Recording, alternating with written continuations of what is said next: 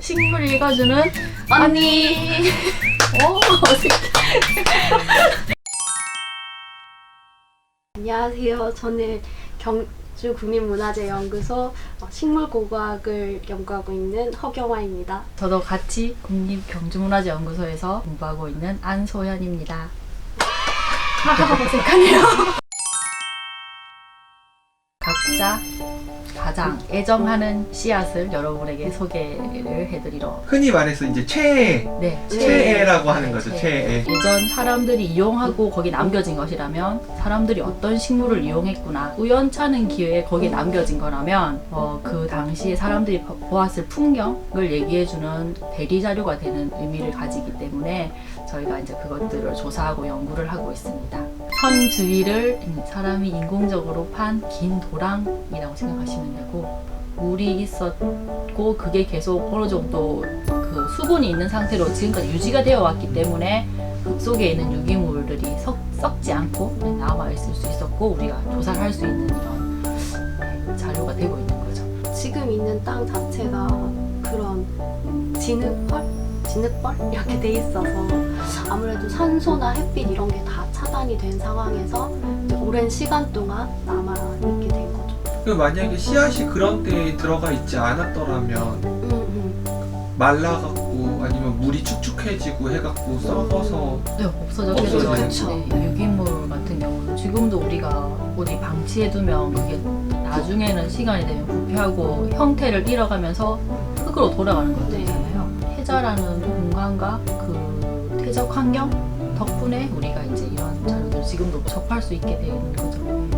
오븐이라든지 아니면은 그 우물 같은 데는 좀 어떻게 보면 인간이 선택했던 것들이 남는 거잖아요. 그렇죠. 네, 근데 해자는 그런 인간이 선택한 것뿐만 아니라 그 주변 환경, 그 다양하게 다 포함을 하고 있는 그런 곳이니까. 타임캡슐. 신라 1600년 전의 타임캡슐. 저는 가시연꽃이라는 씨앗을 오늘 가지고 나왔습니다. 여기 조사하면서 접하게 된 식물이기 때문에 좀 놀라웠고, 그리고 아주 양이 많이 출토된다는 점에서 애정하고 있습니다. 씨앗 자체도 모양이, 씨앗 크기가 큰 편이에요. 존재감이 확실히 있죠. 표면도 확대해보면 좀 독특한 모양이 있어요. 해자의 수심 같은 걸 알 수 있거든요. 왜냐하면 얘네는 물이 되게 깊다거나 얕으면 자기 구미에 안 맞으면 안 자라기 때문에 와 엄청 예민보스. 딱 자기한테 맞는 수심이었겠죠, 해자가. 해자에서 나오는 가시연꽃이 어느 기간 동안의 축적량인지는 우리가 조금 더 이제 조사를 해봐야 되겠지만, 적어도 많이 나오는 요 시기에는 해자의 가시연꽃이 자라기 좋은 수심이 유지되었다고 생각해 볼 수 있고, 해자라는 공간 자체가 이제 인위적으로 만든 도랑이다 보니까 자연 못에 비해서는 수심 유지가 쉽지 않았을까요?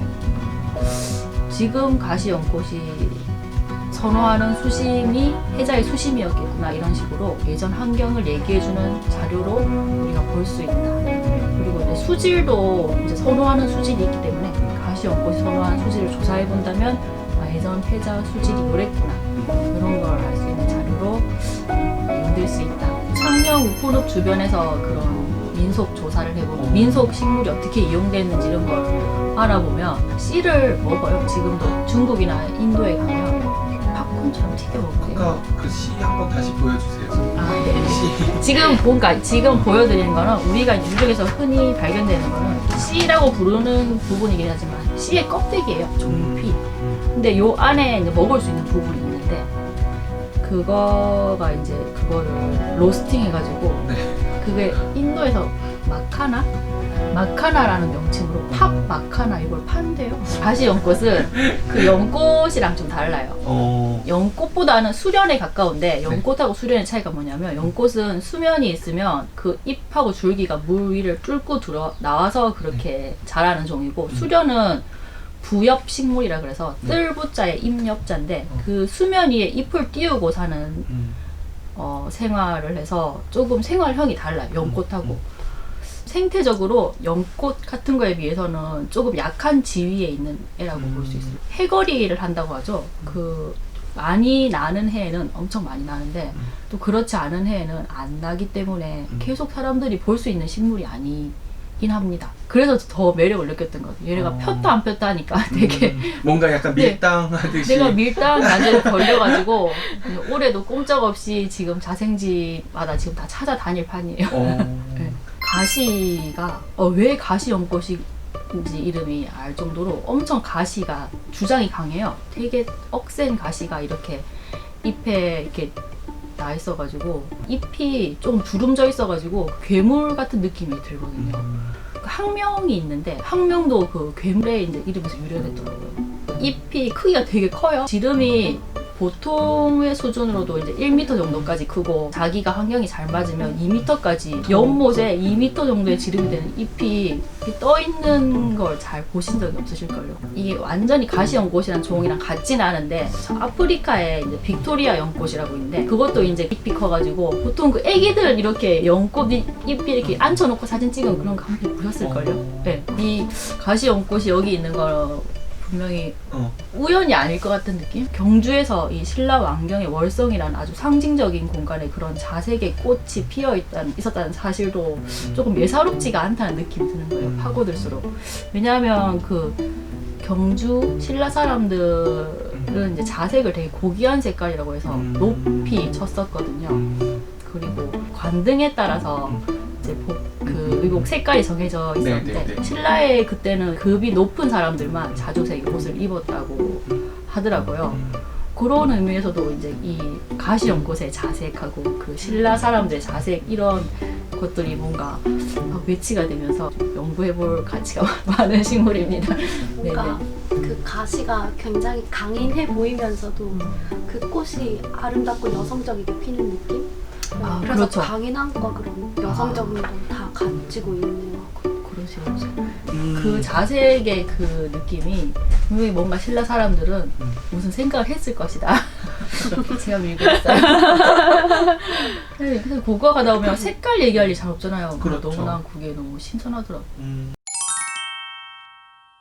저는 오늘 환삼덩굴이라는 씨앗을 준비했습니다. 이 씨앗이 생각보다 우리가 주변에서 흔히 볼 수 있는 거고 잡초라고 불리는 그런 식물이거든요. 더 이상 잡초라 부르지 말아다 주변의 분들한테도 여쭤도 뭐지? 하시더라고요. 근데 사진을 보여주면 이거 막 다 그러세요. 그러니까 이름이 되게 다양하게 불려요. 껄껄이풀, 뜯기, 여기 경상도 지방에서는 뜯개덩풀, 사람을 따라다니는 풀. 각 지역마다 조금씩 다른 이름을 가지고 있더라고요. 자연적인 그 숲의 환경보다 숲 가장자리라든지 사람이 사는 주변에서 숲 안은 빛이 충분하지 않으니까 밝은 곳에만 자라요. 네, 맞아요. 그런 울창한 숲 안에서는 자라지 못해요. 이 씨앗을 봤을 때 이 씨앗의 생김새가 너무 예쁜 거예요. 씨앗 자체가. 네, 근데 봤더니 내가 별로 안 좋아했던 풀이야. 네, 그래서 그게 아이러니해서 그러면은 이렇게 예쁜 이 친구가 도대체 어떤 식물인가 하고 알아보다가 생각보다 이 역할을 많이 하고 있는 친구더라고요. 그래서 좋아하게 됐어요. 이렇게 준비를 했는데요. 하트 모양으로. 네, 제 애템이어서 하트기도 하지만 이 씨앗을 이렇게 돌려서 보면 그 씨앗의 배꼽이라고 하는 부분이 있어요. 네. 그 부분이 하트 모양으로 이렇게 생겼어요. 환삼덩굴이라는 이 식물도 네. 알고 보면 네. 굉장히 쓸모가 많은 그런 식물이에요. 환삼덩굴이라는 이 식물은 그 예전에 이제 우리나라 기록에서도 율초라고 해가지고 한약재로 이미 동의보감에도 쓰여 있거든요. 임질이라든지 뭐 설사 그런 것들 그리고 고혈압에도 굉장히 좋은 식물이라고 그렇게 네. 그리고 또 이거를 지금 또 식용을 할 수가 있더라고요. 그래서 보통 이제 5월에서 7월 정도까지는 어린 잎이 나니까 그 잎이 어릴 때는 이제 식용을 할 수가 있대요. 쌈으로 이렇게 살짝 데쳐서 이제 먹을 수가 있고 그 이후에는 그 잎을 말린대요. 말려서 이제 가루를 내면은 이제 분말처럼 해서 뭘 타 먹던지 뭐 이렇게 해가지고 고혈압 환자들이 먹으면 혈압을 뭐 낮추고 그리고 그 잎을 가지고 우려내서 욕조에 물을 받으면 아토피 같은 것도 치료가 된다 그러더라고요. 율초한, 뭐 율초 분말 이렇게 해가지고 팔기도 하고 그렇게 하더라고요. 그리고 이 풀들을 이제 또 가축들도 좋아한대요. 그래서 돼지들이 되게 잘 먹는 풀이라고 해서 돼지풀 이렇게 불리기도 하고 토끼들도 굉장히 잘 먹는다고 해서 친환경 농사하시는 분들은 이 풀이 자라면은 그런 식으로 이제 가축에게 먹이는 방법으로 그렇게 농사를 짓는 까실까실한데 걔네들이 먹나? 네, 그 되게 잘 먹는데요, 애들이. 까실까실한 맛이 있나 또? 식감이 우리랑 다른 식감이 있어가지고 까실까실한 맛으로 또 먹을 수도 있어. 네. 환삼동굴이라는 씨앗은 물에 자라지 않잖아요. 네. 땅에 뿌리를 내리는 식물인데 왜 이제 해자에서 씨앗이 나오느냐 이걸 생각했을 때 뭐 사람의 그 영향에 의해서 그게 들어갔을 수도 있고 자연적으로 이렇게 좀 흘러들 수도 있고 이런 부분인데 그래서 이제 씨앗이 조금 나왔다고 해서 해자 주변에 있었구나 이걸 바로 얘기할 수 있냐고 얘기한다면 조금 더 어려운 부분이 있거든요. 근데 이제 같이 조사하는 과정에서 우리가 이렇게 맨눈으로 쉽게 볼 수 있는 씨앗 말고 조금 더 고배율의 현미경을 이제 동원해서 보는 꽃가루라는 것도 흙 속에 남아 있어요. 식물의 꽃가루 아시죠? 네네. 그래서 이제 환삼동굴의 꽃가루도 지금 해자 조사를 해보면 많이 남아 있어요. 그 의미를 가지고 이제 생각을 해보면 꽃가루라는 거는 사실 또 키가 낮은 풀의 꽃가루고 멀리까지 날아가지가 않고 그리고 꽃가루를 인위적으로 이렇게 뭔가 여기 집어넣는다거나 그런 거는 좀 생각하기 어렵기 때문에 이제 꽃가루랑 씨랑 같이 나온다는 점이 이제 말씀하신 것처럼 해자 주변에 환삼동굴이 있었구나 하는 걸 또 얘기해주는 자료가 되거든요. 소나무 같은 거는 굉장히 이렇게 날아가는 거리가 이렇게 멀거나 그죠? 네. 환삼덩굴 같은 경우는 아까 말씀하셨듯이 이런 초본류, 그러니까 풀 같은 애들은 굉장히 가까운 거리에 꽃가루가 떨어지기 때문에 이 월성 주변에 있었구나. 초라고 하지 말라고 얘기를 했던 게 사실은 그 인디언 말에는 잡초라는 말이 없대요. 그러니까 그게 이 잡초라는 단어는 인간이 만들어낸 단어인 거죠. 식물을 부를 때. 그러니까 이 식물은 나한테 필요를 하니까 이 식물은 이렇게 이름을 붙여서 불러주고 필요하지 않은 식물은 그냥 잡초라고 불러버리는 거예요. 근데 또 이 식물이 필요해지면 이 잡초는 더 이상 또 잡초가 아닌 게 되는 것처럼 그러니까 인간이 단순히 사회적인 그런 가치, 경제적인 가치에 따라서 식물을 나누고 이건 잡초 이렇게 한 거죠. 하지만 아까 얘기했듯이 알고 보면은 그런 쓰임새도 있고 결국 유적에 남아서 이 유적 주변 환경이 어땠는지를 알려줄 수 있는 다 쓰임 이런 식물들이라 그런 얘기를 하고 싶었던 거죠. 아까 말씀하신 것처럼 의도했건 의도하지 않았건 어찌됐든 간에 방어시설에 있을 만한 식물로서는 완전 최적합한 식물인 거잖아요. 가시도 그렇게 많이 있고 뭐 쉽게 건너갈 수 있는 형태도 아니었고 이러니까 환삼동굴도 그 주변에 있었으면 네네. 자꾸 발 걸리고 발 걸리고 그렇네요. 네. 그냥 낮에 안 가고 밤에 갔을 거 아니야. 막 근데 자꾸 긁히고 발에 걸리고 막 이랬을 거 아니야. 그랬을 가능성은 처음 생각해봤다. 너무 이렇게 뭔가 방어 시설과 해자와 환삼동굴과 이 가시연꽃은 진짜 세트처럼 제 역할을 다 너무 잘해주고 있는 것 같아요. 그렇네요.